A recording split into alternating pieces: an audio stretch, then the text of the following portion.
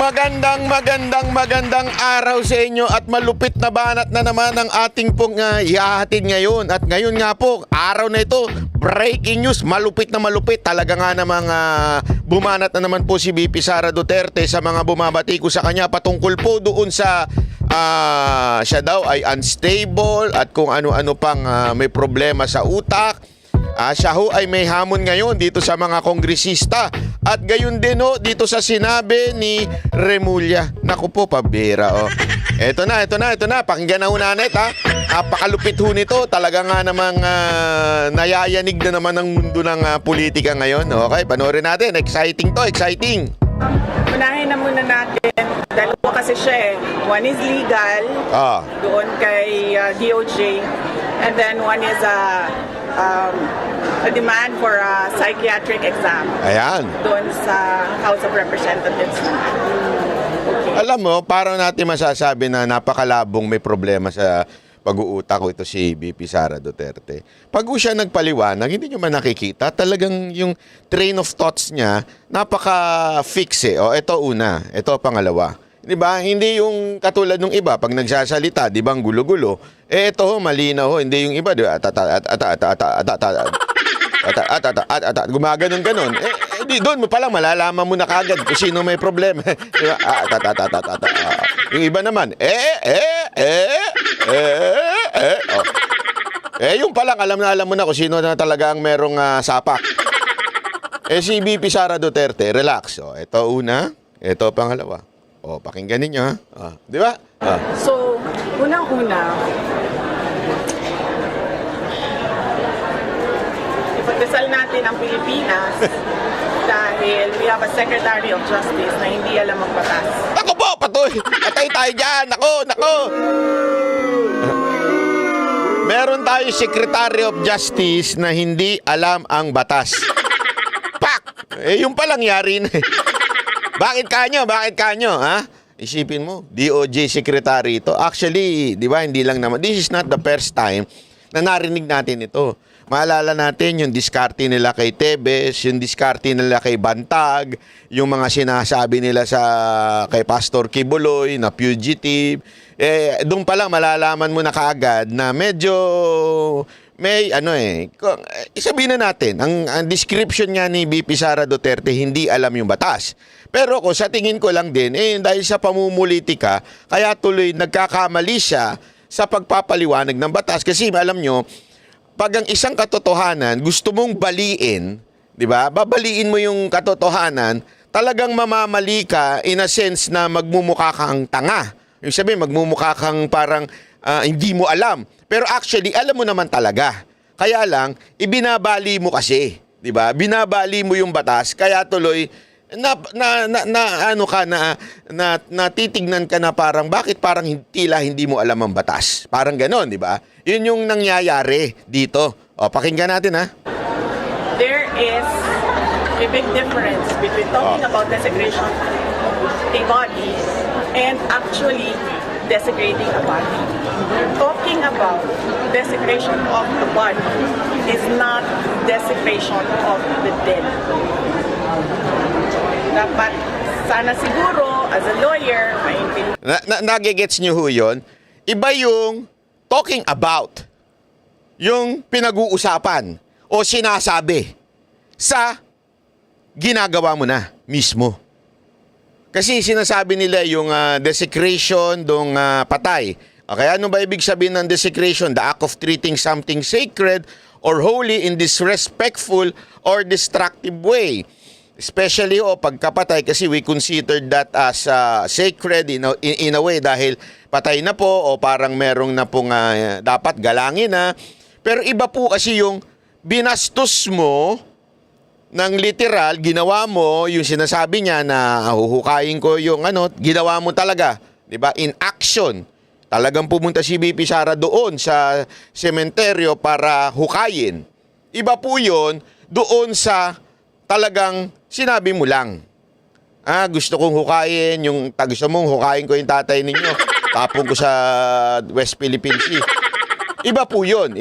Pinag-uusapan pa lang. Alam nyo, ito ang pinagkaiba sa totoo lang ng mga Duterte sa ibang mga politiko. Pagpasensyahan nyo na ha. Ang mga politiko kasi tanga. Hindi, walang biro. Lalo na ho si, yung, hindi ko na lang i-comment kung sino. Yung mga congressman na nalalaman ng batas kaka-Google. Google lang, mga congressman Google. Di ba? Doon nila nalalaman yung batas. Iba ho kasi ang mga Duterte, especially PRRD and BP Sara Duterte, wherein lawyers ho ito. Pinag-aralan ho nila, graduate ho sila. Alam mo nila yung mga wordings na gagamitin to make sure that legal ho yung kanilang ginagamit. 'Di ba? Kasi napaka-importante niyan sa korte, yung words, how you say it, and yung pag mo ng words, importante ho yan. Sinabi ni BP Sara, malinaw ho kay Amy Marcos, dun sa group chat, hindi naman niya ginawa pa. Iyon po ay pagbabantalaang. Tuloy. Niya yun agad. But apparently, sabi nga ng iba, pag mabilis ka, meron talagang mga mabagal ang picture. Ayun na yun eh. Sabi nga nila, di ba, pag mabilis ka, may mabagal. Ano ibig sabihin nun? Pag mabilis kang magsalita, siguradong may mabagal. Ano yun? Utak. Nagigets nyo? Kaya nga, di ba, paulit-ulit ko itong sinasabi sa inyo. It is not an accident that we have 2 eyes, we have 2 ears, di ba? And as a matter of fact, we have left and right brain. Yeah? Meron talagang ganyan. Pag-aralan ninyo yan. Bakit ganun? Bakit dalawa yon? Pero, isa lang ang bibig. Ibig sabihin nun, magbigay ka ng oras sa pakikinig to make sure everything is correct. Mata, sa pag-unawa, at especially sa pag-intindi ng mga, alam mo yun, sasaliksik ng mga karunungan. Bigyan mo ng pagkakataon ng oras. Huwag kagad, puputak. Yun ang problema na sinasabi ni BP Sara Duterte. Di ba? Ang bilis kasing mag-react ni Remulla, di ba? Kesa ho sa, alam mo yun, pag-isipan muna, tingnan muna sa batas, kung talaga bang may ganun. Feeling niya siguro dahil siya Justice Secretary, alam niya na lahat. Di ba? Yan na siguro nasa isip niya. So, yun. And the next one is neuropsychiatric exam. Wala akong problema doon. Ayan. Game tayo. I will go. Ayan po para sa kaliwanagan, baka sabihin ng iba, fake news tayo. Sabi dito, humans have only one brain. It is divided into 2 hemispheres. The human brain is the central organ of the human nervous system. May ganyan. Kaya nga, di ba, pagkasabi nga nila, pag ikaw ay mas yung kaliwa mong brain o yung kanan mong brain, parang meron yan pagdating sa art at saka magaling ka sa math, yung mga gayan, di ba? Yun ang sinasabi natin. Talay. That, neuropsychiatric. Pero, let us make this an election issue. Ayan. Yung young guns. Alam niyo kung bakit sinabi ni BP Sara Duterte yung hamon niya is election issue? It is because baka sabihin ng kalaban, that is illegal in our justice system. To have someone required na mag-drug test. Kasi dito hamunin niya ng drug test. Kaya nga sinabi niya, let's make this an election issue. Bilang mamamayang Pilipino na boboto sa inyo. Ipakita nyo that you deserve the vote by proving to us na hindi kayo addict. Yun ang sinasabi ni BP Sara Duterte. Although it's not, kasi meron batas niya na hindi pa pwedeng i-require. Hindi, lalo na ho sa mga kakandidato o di kaya sa ano. Pero bilang mamamayang Pilipino, we can ask. We can request, ika nga. I am sure kasi young sila, magpapa-re-elect pa yan. They are running as re-electionists. So, ang gagawin natin, 2 tests sa akin. Kasi sinasabi nila, ano daw ako, unstable daw ako.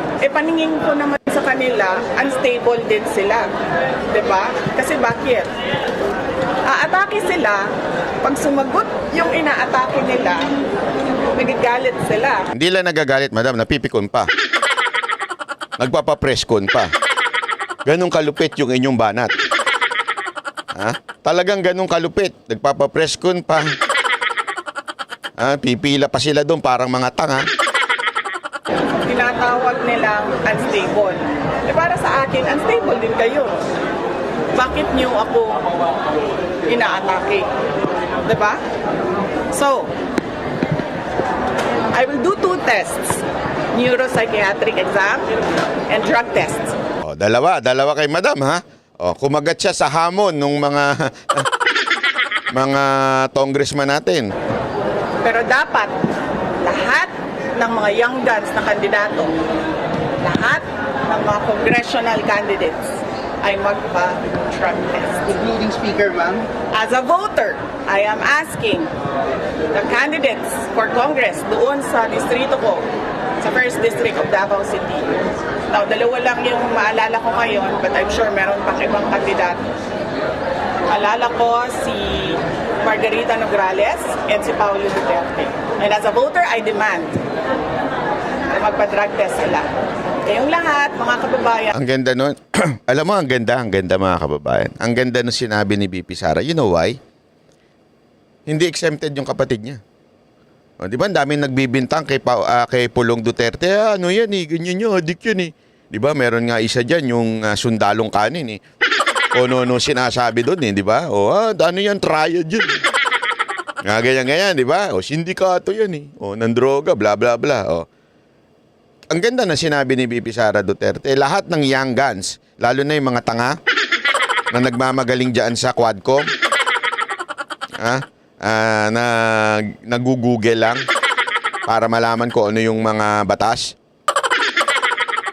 Yeah. At saka yung mga nakapasok dyan dahil ginamit lang naman yung mga sikat na party list na membro nila. Iyan, i-testing natin sa amin. I-testing natin. O, sige. Lahat tayo, i-testing. Kapatid ko. Dalawa kasi yun eh. Yung nag-ano sa Davao, nakilala niya. Isama. Yan ang maganda sa mga Duterte, walang exempted. At kasama rin po siya, kay BP Sara Duterte, drug test and psychiatry, ano ba yun? Psychiatric test. Yun. Talaga. As voters, you demand na mag-drug test ang mga congressional candidates dahil kung unstable ako, sa paningin ko, unstable din sila. So, bakit ka naman magagalit kung ang inaatake mo ay sumasagot? Diba? Yes? Fred? Yes, ma'am. Okay ka dyan? Okay, sige. So, okay tayo dyan. Ano problema dyan? Yan ang demand ko, ha? 2 test sa akin, isa lang sa kanila. Dehado pa ako. Kita nyo ha, dihado pa siya. Tingnan natin. Kayong mga congressman, natatapang ninyo ha. Bago! Ang lalakas ng loob ninyo magsalita ha. Tingnan natin, pag hindi kayo kumagat dyan, una, wala kayong yag balls. Pangalawa, baka addict kayo. Isa lang sa inyo. Kay BP Sara Duterte, 2. So, ang hindi kakagat dyan, addict, bangag. Yan na. Eto, linawin na natin. Pag hindi ka kumagat dyan, kung sino man kang congressman ka, bangag ka, gumagamit ka, gumagayaan ka.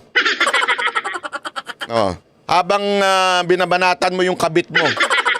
Sa mga young guns dyan, ha? Mga kababayan, pag hindi kumagat itong mga young guns na ito, adik sila. Bangag. Mga bangag. Sinasabi na rin ang statement sila, so dapat meron sila neuropsychiatric test. Hindi, pinapadali ko na lang kasi sa kanila eh. Kasi, diba? Para madali tayo. So we call on the Philippine Medical Association, the Philippine Psychiatric Society siguro, is it called that way, to set the guidelines para sa amin lahat. Okay? Lahat? lahat ng botante mag-demand ng drug test sa Yes, we demand. Ngayon, mga kababayan, if you demand, lagyan nyo dyan sa komento sa baba, we demand our congressmen to have a drug test. Yan ang panawagan natin, drug test sa mga congressmen. Pati yung mga party list representative, pati yung mga komunista, i-drug test na yan. mga congressman candidates kasi unstable din sila. Saan po dapat gawin ang drug test mo? Sa private hospital o sa public hospital? We need independent third-party hair follicle testing. That is Ayan, hair follicle testing. Independent. Hindi lang ho sa tabi-tabing ospital, ha? we are asking the help of PMA. Ayan, PMA. Ano yan yung Philippine Medical Association. Tulungan niyo kami to set the guide. Kailan nyo mang gusto mangyari yung test? Pag kinol na nila, okay na tayo. So nakasalalay yan ngayon. Mga media, tanungin nyo ngayon yung mga congressman. Papalag ba sila sa hamon ni BP Sara Duterte o hindi? Tanungin nyo na mga congressman. Kung hindi, bangag yung congressman nyo na yan. Pag hindi kumagat, bangag. Di ba? Hindi pwedeng 3 months after kasi hindi magdodroga yan ng 3 months tapos na yung testing nila. So, Sana pala tumakbo kung congressman, tas magpapa hair follicle test ako. Kaya lang. Wala sa ulo, so sa baba. So baka sabihin nung doktor, hindi ka nga bangag, baog ka lang. Joke lang. Hindi naman baog, single lang. Makabaog naman kayo eh. tayo. Dapat ngayon na. Ngayon na. Magpa-drug test. Ngayon na, wag nang palibot di kasi sinasabi ni BP Sara dito, pagka umabot pa ng 3 months yan, syempre titigil na sila magdroga. After 3 months, saka sila magpapa hair follicle. Hindi pwede, dapat ngayon na, biglaan. Palag na mga bangag. Lahat. At dagdagan ko ang sa akin, neuropsychiatric game. May neuropsychiatric test. Ayun dyan. Ma'am, what if ma'am sabihin ng young guns na you're just bluffing too, ma'am? I'm not bluffing. Anong bluffing? Hindi, she's just bluffing. No! Gusto nyo sabay-sabay pa kayo, televise. Gawin natin sa camera, pero ang PMA, Philippine Medical Association, ang gawin nyo. Papalagyan si BP Sara Duterte. Pambira kayo. Hindi nyo kilala yan. Atapang tao yan. Sabi nga ni Bato, baka masapo kayo yan. Pangalan ko nakataya dito. Nandiyan kayo lahat nakikinig at nakita na nagsabi ako. I'm not bluffing. May ganito na message po si Congressman Dolong pero wala na nag-response. Kakampihan na naman ng media ito, sigurado ko. Yung, daming sabihin na naman, ipapaliwanag na naman ni Ed Lingaw. Ano mo ang sa batas? Tungkol sa batas, hindi po pwedeng i-require. Wala nga sinasabing i-require eh! Kasi nga wala nga sa batas yan, pero we demand as a voter. Inunahan ko na eh. Ipapaliwanag niya, Ed explainer na naman. Gagano na naman yan eh. Diba? Diba? Ayaw nila magpa-drug test. Bakit kaya? Bakit kaya? Kasi madam, bangag. Bangag. Hindi natin alam kung sino doon, ha? Wala akong tinutukoy na tao. Kung sino man ang ayaw magpa-drug test, bangag. Pwede ba isama natin yung mga vlogger? Isama natin mga vlogger. Lalo na yung mga nasa kabilang kampo. Kung papatol kami. Lalabang kaming banateros dyan. Kami, sigurado kami kung meron man kaming positive. Positive kami sa sa sobrang takaw. Pero pagdating mo dyan, palag kami, kahit ng mga vlogger dyan sa kabilang kampo, ay nako, meron akong kilala dyan. Naubusan siya ng pambili, kaya palipat-lipat. Ay, Jesus! Iba naman dyan, nabubungi na. Oh, sus! So yan. Okay ako. Wala tayong problema dyan. I will do your neuropsychiatric exam. And mind you, hindi yan first time. naka-neuropsychiatric exam na ako dati nung nag-apply ako as PAW lawyer, and naka-neuropsychiatric exam na ako in a court case. So, pangatlong neuropsychiatric exam ko na ito. Yari kayo. Kung sakasakali, pag i-call nila ang dare ko. Drug test sa inyo, dalawang test. Yes. Yes. So, unstable, unhinged, unbecoming. Yan yung sinabi. Unsound mind. Meron pa isang ulitin nyo na lang. Yes. I'm not any of those. Ang problema kasi ngayon sa mga politiko, they have never seen a politician who has nothing to lose. Ayan, patay. I've never seen a politician na IDGAF. Kung sa Bisaya pa,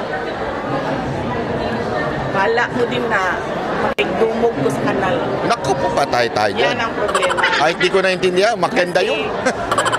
I am not like O, pakilagay na lang dyan kung anong yung sinabi ni BP Sara Duterte, ha?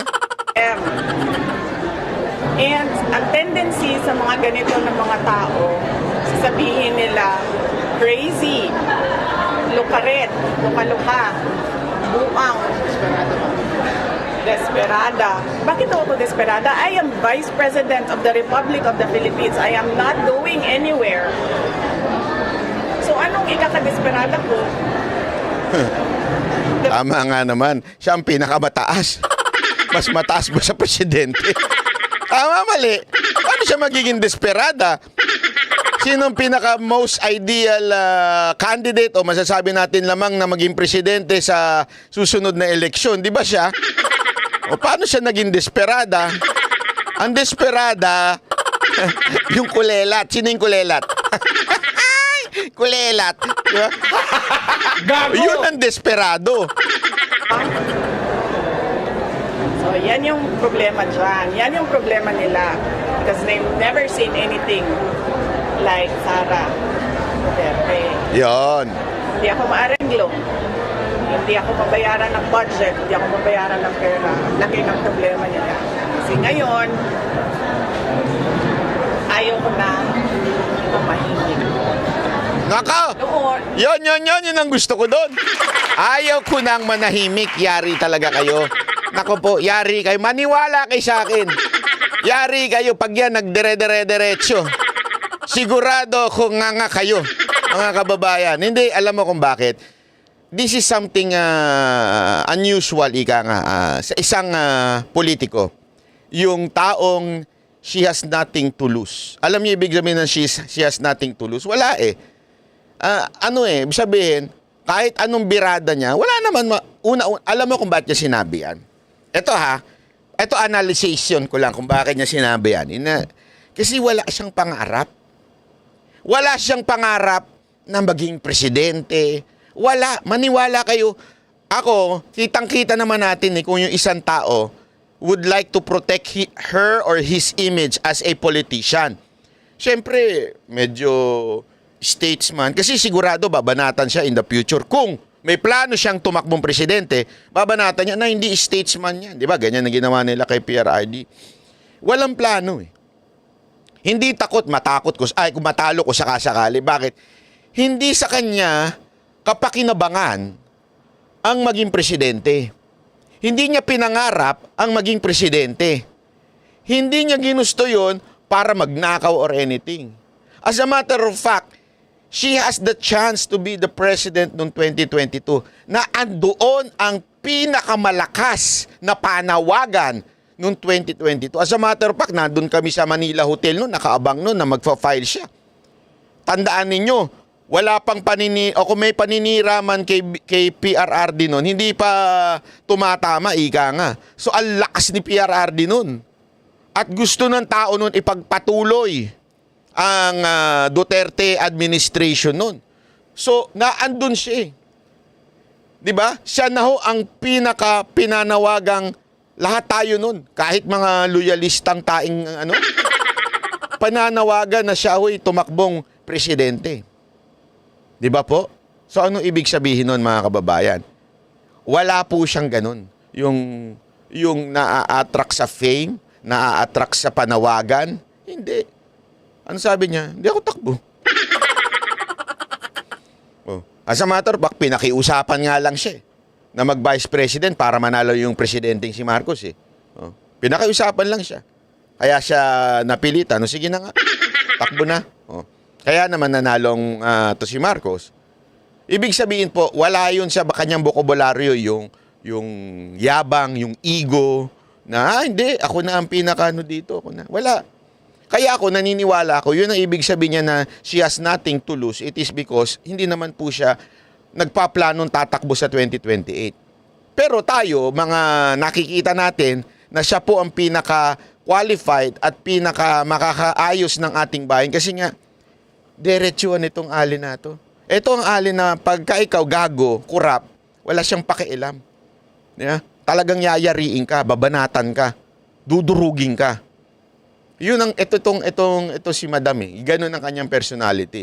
Kaya nga ako naniniwala, lalong lumakas si BP Sara Duterte because of her press con. Kasi mas lalo siyang nakilala ng taong bayan na ganito pala itong tao na ito. Walang kaarte-arte.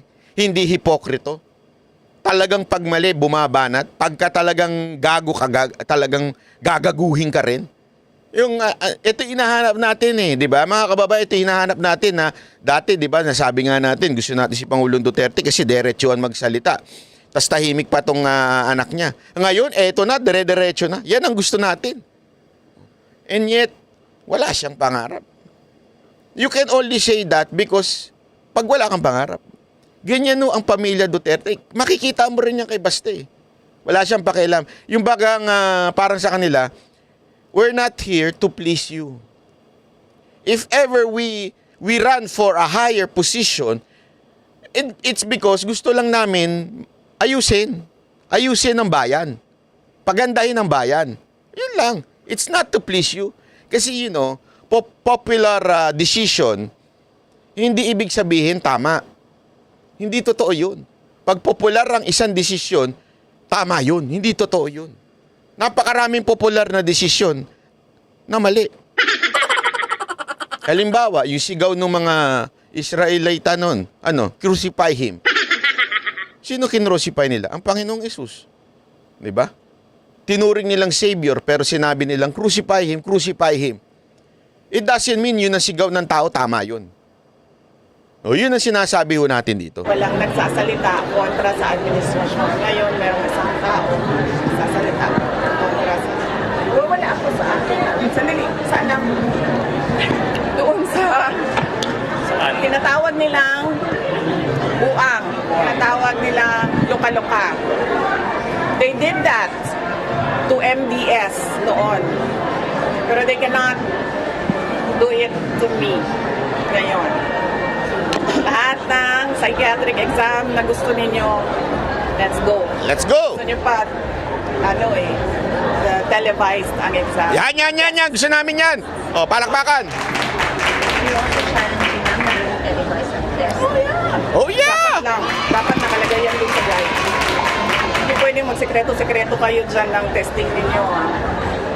Ma'am, you said that you're speaking against the government. Are you positioning yourself as the opposition na po? Hindi, sila ang nag-aano sa akin. Sila ang nagtutulak sa akin eh. Sila talaga ang inaatake nila ako. Tapos, pag sumagot ako, nagagalit sila, ginagaslight nila ako. Mr. Deception. Kung pinabayaan lang sana nila ako sa Davao. I was mayor already. I was unopposed. Kung pinabayaan lang nila ako sa DepEd, nagtatrabaho lang ako doon, wala akong ginagawa sa kanila. Madam, pag pag praning, talaga mapapraning. Nung nag-resign ako sa DepEd, kung pinabayaan lang nila ako, diba? Na gawin ko yung trabaho ko sa Office of the Vice President, kahit magtanim ako ng puno araw-araw, pabayaan nyo lang ako. Kasi may pagbabagong campaign naman kami, tree planting, educational advocacy, lahat yun. Problema sa kanila, nakikipag-away sila. Tapos kapag lumaban, Nagagalit. kung inaaway nila, nagagalit sila. And sila yung nagsasabi na siya yung may problema. Hindi ako yung may problema. Hindi ako known na palaaway. Except kung inuunahan ako. Ayun, ganda ng sinabi ni VP Sara Duterte. Ay, kasi tinanong kung opposition ka na ba? Hindi. Sa totoo lang, wala naman eh. Gusto ko na nga manahimik sa mayor sa Davao eh. Post ako. Pinakiusapan ako. Di sige. Nag-DepEd ako. Nananahimik ako. Nagtatrabaho ako. Binanatan nyo ako. Ginawa nyo ako ng istorya. Tinrap nyo ako sa confidential fund. Binigay nyo sa akin. Late na. Nagtatrabaho ako. Nag-resign ako. Tahimik lang ako. Hindi ko siniraan si Walang sinabing paninira si BP nun ha. Pero tuloy-tuloy pa rin paniniraan yung mga hindot kayo. Ayaw niyong tumigil, lalo na itong tuwadcom na ito. Eto, napala ninyo. Tapos sasabihin nyo ngayon, opposition o galit ka? Hindi. Kayo nagsimula, sumasagot. Sabi nga niya, hindi naman ako, totoo naman yan, hindi naman maano si BP Sara Duterte noon eh. Bakit? Pag hindi siya inaatake, hindi siya sumasagot. Naalala nyo, sumasagot lang siya kay Ontiveros pag inaatake siya, kay Trillanes, pero minsan hindi niya nga pinapansin eh. This time, kasi inaakusan nyo ng kung ano-ano, korupsyon, bla bla bla. So, napipilitang sumagot si Madam. Kaya kayong tuwadcom, sabi nga niya, sabi din niya doon sa Mr. Deception, do not mention my name. Alam mo, parang sa mga gangster movie yan. Do not mention the name or you will be eliminated. Dito, do not mention the name of VP Sara Duterte or mabubuking ang mga baho ninyo. Gets nyo? Mabubuking ang baho ninyo. Kaya, pwede ba itanggalin nyo na lang sa bibig ninyo ang pangalang VP Sara o Inday Sara Duterte? Yun! Okay, maraming salamat po. Ako po si Banat Bay. Kita-kits ulit tayo. Bye-bye! Yan ang Banateros, boses ng ordinaryo Pilipino. Banateros sa